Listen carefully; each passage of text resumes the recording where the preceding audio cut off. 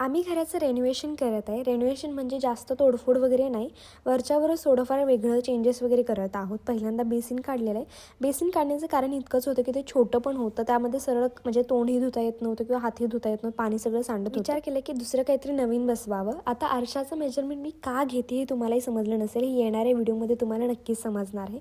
तोपर्यंत माझं पार्सल आलं. हे बुकसारखं आलं होतं. मी विचार केला की मी असं काय ऑर्डर केलं की अशा पद्धतीने पार्सल रिसीव्ह झालेलं आहे. मग जेव्हा ओपन केलं तेव्हा समजलं की अच्छा हे प्रोडक्ट आहे वे.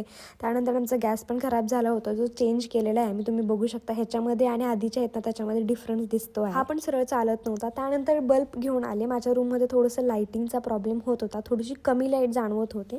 सो त्यामुळेच मी इकडे एक बल्ब लावलेला आहे. आणखीन एक जागी गेला होता तर तिथेही लावलेला आहे.